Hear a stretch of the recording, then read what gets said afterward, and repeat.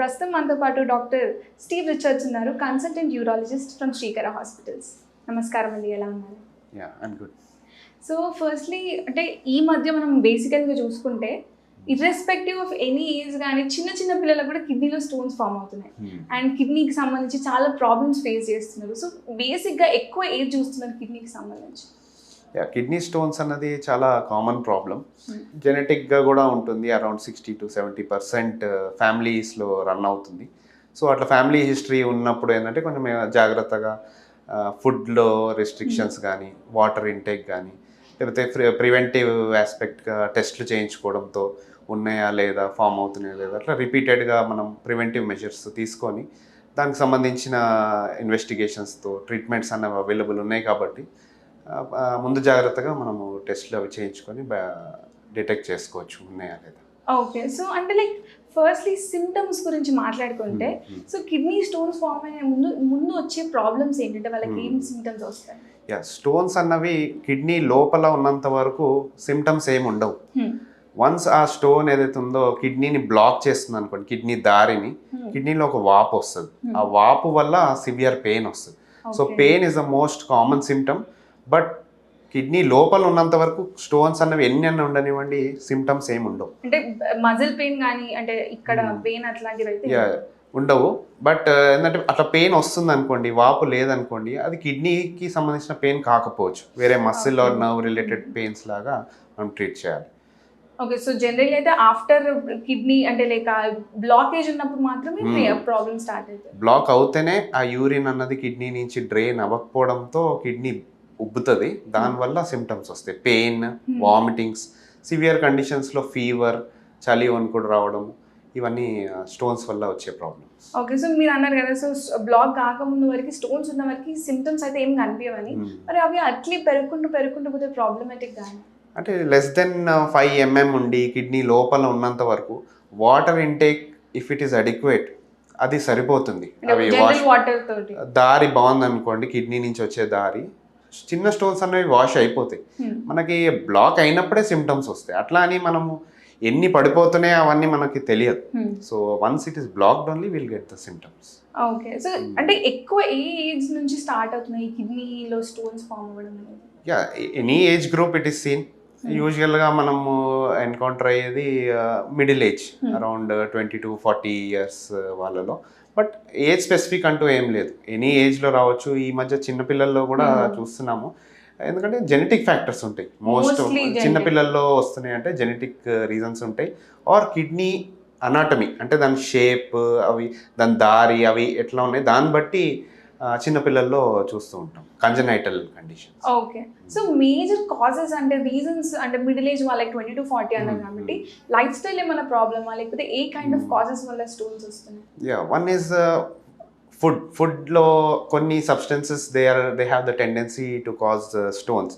Like మనం చూస్తుంటాం పాలకూర, టమాటా, దాంతో రిస్క్ అన్నది ఉంటుందని. అది ఎవరైతే టెండెన్సీ ఉందో వాళ్ళలోనే పాలకూర, టమాటా కలిపి తీసుకోవడం అన్నది అవాయిడ్ చేయమని చెప్తాం. నాన్ వెజ్ ఇన్ కేస్ తీసుకుంటే వీక్లీ వన్స్కి కట్ డౌన్ చేయమని చెప్తాం.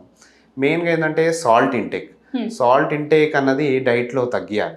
Even for a normal person salt అన్నది ఎక్కువ తీసుకోవడం it's not good for the body. ఒకటేమో బీపీ వచ్చే రిస్క్ ఉంటుంది, అండ్ స్టోన్స్ కూడా ఫాస్ట్గా ఫామ్ అయ్యి తొందరగా సైజ్ పెరగడం అన్నది సాల్ట్ ఇంటేక్తో చూస్తుంటాం. So salt intake, masala food, soda containing drinks, ఇవి కూడా మనము మోడరేట్ చేసుకోవాలి డైట్లో. వీటితో we can prevent the causes. Okay, so అంటే లైక్ ఇప్పుడు మీరు అన్నారు కదా డిఫరెంట్ అంటే సైజ్ 5 cm 5 mm ఉండేంత వరకు అయితే ఎక్కువ ప్రాబ్లమ్స్ రావు అని. సో అంటే లైక్ ఎక్కువ మేజర్ పెద్ద ఫామ్ అయినప్పుడు so A kind of treatment చేయాలి దానికి? సో స్టోన్ అన్నది ఎంత సైజ్ అన్నా ఉండనివ్వండి, బ్లాక్ అయింది అనుకోండి, that has to be treated. Okay.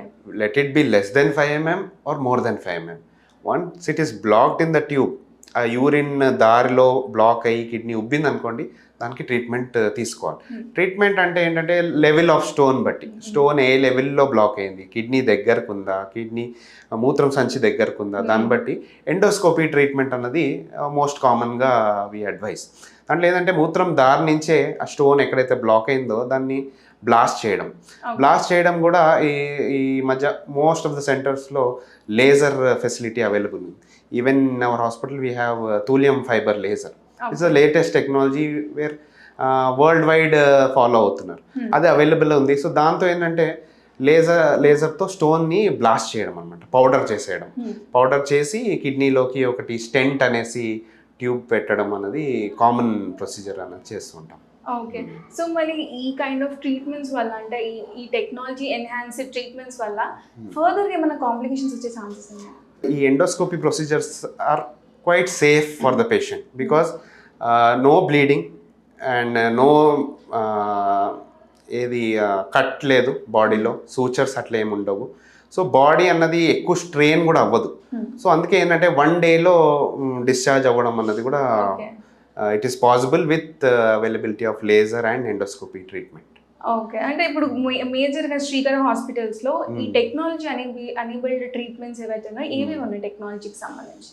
ఈ స్టోన్ చాలా పెద్దగా ఉందనుకోండి, కిడ్నీ లోపల ఉందనుకోండి, దాన్ని కూడా ఇప్పుడు లేజర్తో అంటే మూత్రం దాని నుంచే లేజర్తో దాన్ని బ్లాస్ట్ చేయడం అన్నది ఫెసిలిటీ ఉంది. ఇంతకుముందు అంటే చాలా పెద్ద స్టోన్స్కి, మల్టిపుల్ స్టోన్స్కి చిన్న కీ హోల్ పెట్టి చేసేది అవసరం పడేది. ఇప్పుడు లేజర్ రావడంతో మొత్తం మూత్రం దాని నుంచే లేజర్తో తీయడం అనేది పాసిబుల్. సమ్ టైమ్స్ లేజర్తో కూడా కొంచెం పాసిబుల్ అవ్వకపోతే చిన్న హోల్తో, ఒక చిన్న లైక్ 5 mm హోల్తో ఒక నడుములో హోల్ పెట్టి చిన్నగా దాన్ని తీసేయడం అన్నది కూడా ఇక్కడ చేస్తూ ఉంటాం. ఓకే. సో అంటే లైక్ ఎక్కువ కైండ్ ఆఫ్ ఇప్పుడు ఎంత అంటే లైక్ రేట్ ఎంత ఉంది, ఎంతమంది ప్రాబ్లమ్స్ ఫేస్ చేస్తున్నారు ఈ కిడ్నీకి సంబంధించి, ఎంత అంటే పర్ మంత్ కానీ ఎన్ని నెంబర్ ఆఫ్ సర్జరీస్ చేస్తున్నారు? యా, రొటీన్గా అయితే ఈ కిడ్నీ ప్రాబ్లం అన్నది it is common, year wide కూడా ఉంటుంది ప్రాబ్లం. బట్ ఏంటంటే సమ్మర్లో ఎస్పెషలీ మార్చ్ నుంచి చూసుకుంటే జూన్ జూలై వరకు స్టోన్స్ అన్నవి కేసెస్ ఎక్కువ ఉంటాయి. ఫామ్ అయ్యే టెండెన్సీ కూడా పెరుగుతుంది. ఎవరికైతే స్టోన్స్ ఫామ్ అవుతున్నాయో వాళ్ళు ఎక్కువ ప్రెజెంట్ అవుతారు. So summer is the most common thing for everywhere. ఎక్కడైతే టెంపరేచర్ రైజ్ ఉందో ఎనీ ప్లేస్లో స్టోన్ ప్రాబ్లమ్స్ అన్నవి ఫేస్ చేస్తుంటాం. అండ్ పేషెంట్స్ కూడా కొంచెం ఎక్కువ రావడం అన్నది చూస్తుంటాం. మెయిన్గా డీహైడ్రేషన్ వల్ల అండ్ లెస్ వాటర్ ఇంటేక్ వల్ల, మోర్ ఆఫ్ హీట్ వల్ల, డీహైడ్రేషన్తో కూడా స్టోన్స్ ఫామ్ అయ్యి బ్లాక్ అవ్వడంతో ఎమర్జెన్సీకి ఎక్కువ వస్తుంటారు.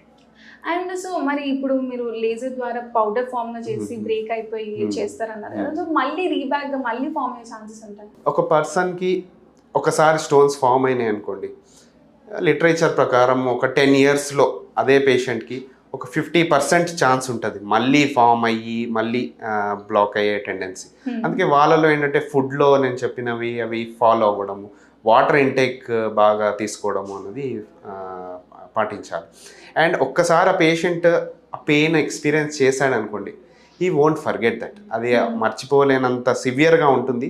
సో ఏంటంటే వాళ్ళే ముందు జాగ్రత్తగా నెక్స్ట్ టైం కనిపించినప్పుడు ఒక బాటిల్ చేతిలో పట్టుకొని they will be taking that preventive measures to drink more water and to avoid that pain. So ఒకసారి ఆ పెయిన్ ఎక్స్పీరియన్స్ చేసిన వాళ్ళు మళ్ళీ మర్చిపోరు and they will try various ways to avoid that kind of pain. Okay. So currently irrespective అంటే kidney stones form అయినా కాకపోయినా కూడా బట్ బేసిక్ లైఫ్ స్టైల్లో కిడ్నీలో ఎలాంటి ప్రాబ్లమ్స్ రాకుండా మంచిగా హెల్తీగా మెయింటైన్ చేయాలి అంటే ఎలాంటి టైప్ ఆఫ్ ప్రికాషన్స్ తీసుకోవాలి? Precautions is as I told you ఫుడ్లో చేంజెస్, వాటర్ ఇంటేక్. అది కాకుండా ఒక మంచి హ్యాబిట్ ఏంటంటే ఇయర్లీ ఒక టెస్ట్ చేపించడం, లైక్ బేసిక్ అల్ట్రాసౌండ్ టెస్ట్. అల్ట్రాసౌండ్లో మనకి ఏంటంటే కిడ్నీస్ ఎట్లా ఉన్నాయి, స్టోన్స్ ఏమైనా ఉన్నాయా లేదా, అదర్ ప్రాబ్లమ్స్ ఏమైనా ఉన్నాయా లేదా అన్నది basic ultrasound non invasive investigation. And ఇంకోటి ఏంటంటే క్రియాటినిన్ అన్నది కిడ్నీ ఫంక్షన్ని డిపిక్ట్ చేస్తుంది. సో క్రియాటినిన్ అన్నది నార్మల్ ఉందా, కిడ్నీ బాగానే ఫంక్షన్ అవుతుందా లేదా అన్నది. ఇంకొకటి బేసిక్ యూరిన్ టెస్ట్, యూరిన్లో ఏమన్నా ఇన్ఫెక్షన్ ఉందా, ఏమైనా బ్లడ్ పోతుందా యూరిన్లో అన్నవి. ఈ 3 basic tests at least yearly once ఒక హ్యాబిట్ లాగా చేసుకుంటుంటే ఎర్లీ స్టేజెస్లోనే మనం దాన్ని డిటెక్ట్ చేయడము, ట్రీట్మెంట్ ఏమైనా అవసరం ఉంటే before it gets complicated we can treat that. That's why early diagnosis is always essential. Yes, but most of the patients are like they won't go ahead with routine tests. But companies కూడా అందుకే yearly test అన్నది mandatory చేస్తారు health checkups to prevent complications and to diagnose early. So it's always a habit for even normal public to go ahead with yearly investigation, checkups. health checkups. Okay. It was really nice talking to you, Andy. Thank you so much. Thank you.